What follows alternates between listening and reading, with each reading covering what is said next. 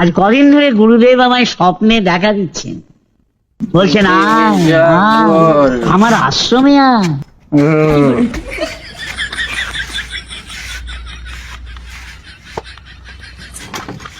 ও চাবি, চাবি কই?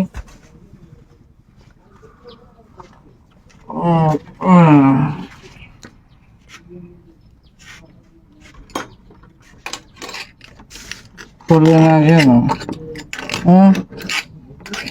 কেন এমন হলো? বলো কি যে হলো?